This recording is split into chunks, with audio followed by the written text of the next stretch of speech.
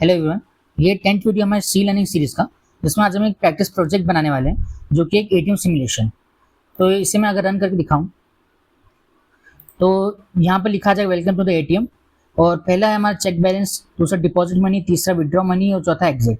अगर हम यहाँ पर चेक बैलेंस करते हैं, वन दबाते हैं, यहाँ पर 1 एंटर करते हैं तो हमें हमारा अमाउंट देखने को मिलेगा, हमें बैलेंस देखने को मिलेगा।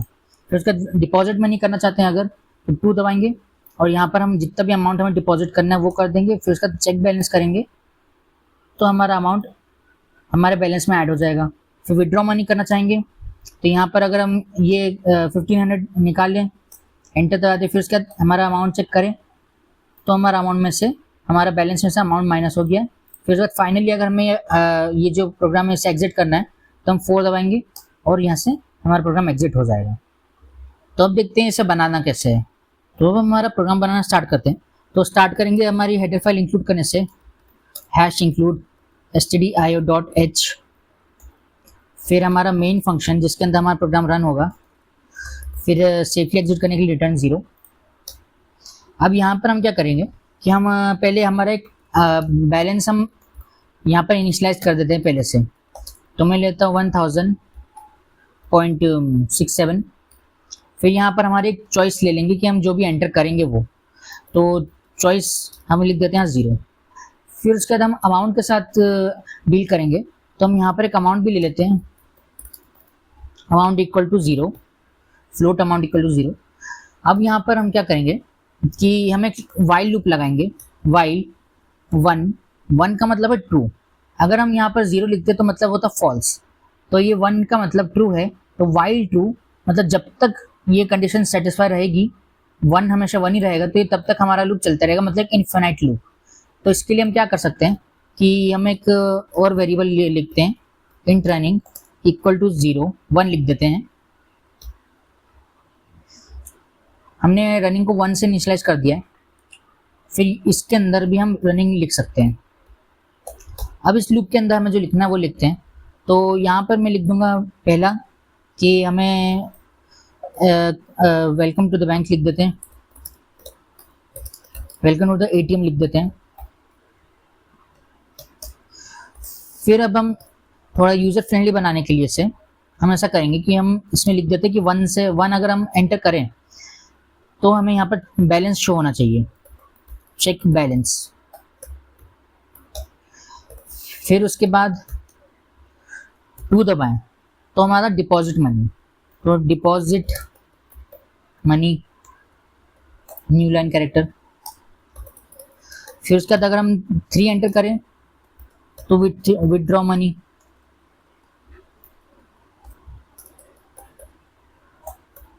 New line character. फिर उसके बाद अब यहाँ पर सारे ऑप्शन खत्म हो गए तो हम अगर 4 एंटर करके कर देते एग्जिट कर जाएंगे हम प्रोग्राम से। अब यहाँ पर हमने चॉइस को इनिशियलाइज कर रखा है तो हमने एक स्विच बना लेते हैं जो कि चॉइस लेगा। स्विच बनाने से पहले हम ये लिख देते हैं, एक और स्टेटमेंट ऐड कर देते हैं प्रिंट का। इसमें लिख देंगे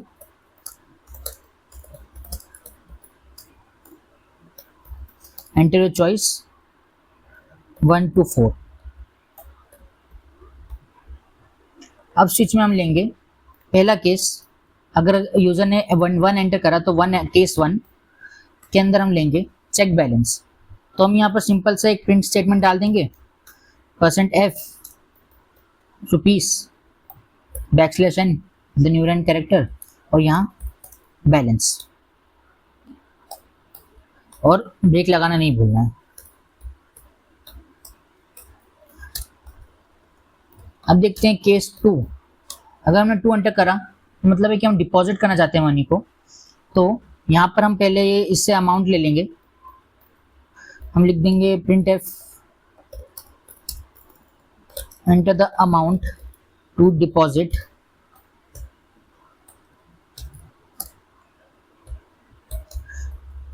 फिर scanf में हम ले लेंगे हमारा अमाउंट, %f में at the address of amount. एक बार हमने अमाउंट ले लिया, अब हम क्या करेंगे कि एक कंडीशन चेक करते हैं कि अगर हमने अमाउंट जो है किसी यूज़र ने अगर 0 से भी कम डाल दिया तो हम उसको एक वार्निंग दे दें कि यूजर जो अमाउंट है मस्ट बी ग्रेटर देन 0।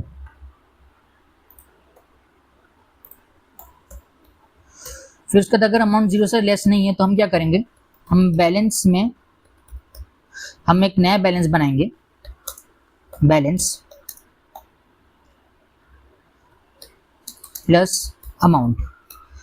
इससे हम अरिथमेटिक ऑपरेटर का यूज करके शॉर्ट में भी लिख सकते हैं। हम लिख सकते हैं प्लस इक्वल टू अमाउंट। मतलब है कि न्यू अमाउंट में पुराना अमाउंट प्लस अमाउंट को स्टोर कर दो, ये हो जाएगा हमारा। फिर यहाँ ब्रेक लगाना है। अब केस 3 देखते हैं। केस 3 में हम विड्रॉ कर रहे हैं, अमाउंट को विड्रॉ मनी कर रहे हैं, तो हम वापस से यही लिख देंगे, printf enter the amount to withdraw. Scanf में %f के हेल्प से अमाउंट ले लेंगे उसके एड्रेस पे।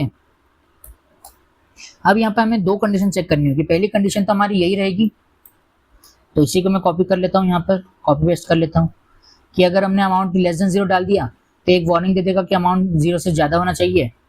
और एक और कंडीशन आएगी, इफ अमाउंट जो है वो हमारा बैलेंस से भी ज़्यादा हो जाए, तो यहाँ हम एक और वार्निंग दे देंगे कि इनसफिशिएंट बैलेंस।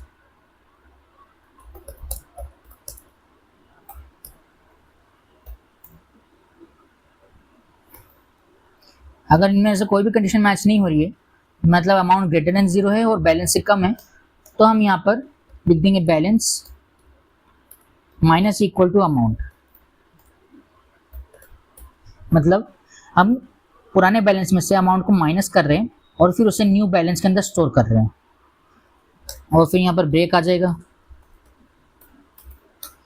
अब केस 4 देखते हैं, जिसमें हम क्या करेंगे, अगर यूजर ने 4 एंटर करा तो हमें प्रोग्राम से एंड करना है, प्रोग्राम से एग्जिट करना है। तो हम यहाँ पर लिख देंगे रनिंग इक्वल टू 0, जिसका मतलब है फॉल्स। हमने यहाँ पर रनिंग को 0 पे कर दिया, जिससे कि अगर ये लूप वापस से जब चलेगा नेक्स्ट टाइम तो यहाँ देखेगा रनिंग को लेगा, रनिंग 0 है मतलब वाइल फॉल्स, कंडीशन फॉल्स हो गई तो ये लूप नहीं चलेगा, इससे हमारा प्रोग्राम एग्जिट हो जाएगा। फिर उसके बाद हमें एक डिफ़ॉल्ट भी ऐड करना होता है। डिफ़ॉल्ट के अंदर हम सिंपल लिख देंगे, अगर 1 से 4 के बीच में चॉइस नहीं है तो हम लिख देंगे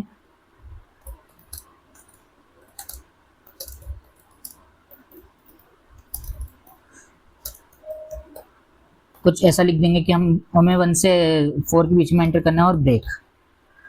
और फिर उसके यहाँ पर हमने स्कैनएफ का यूज़ नहीं करा है चॉइस लेने के लिए, तो हम यहाँ पर स्कैनएफ %d इंटीजर की फॉर्म में हम ले लेंगे हमारा हेड एड्रेस ऑफ चॉइस।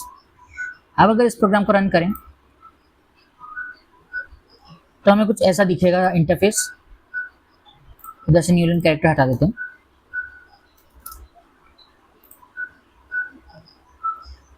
तो अब अगर हमारा चॉइस में एंटर करें 1 अगर एंटर करें तो हमें हमारा बैलेंस दिखा देगा। फिर 2 एंटर करें, अमाउंट डाल दें, फिर बैलेंस चेक करें तो हमारा ये अमाउंट दिखा देगा नया। फिर विड्रॉ मनी करें तो अमाउंट डाल दिया हमने विड्रॉ करने का, और बैलेंस चेक करें तो 0 हो गया। फिर उसके बाद 4 मतलब एग्जिट, तो हम एक प्रोग्राम से एग्जिट हो गए। तो ये था हमारा एटीएम सिमुलेशन का प्रैक्टिस प्रोजेक्ट।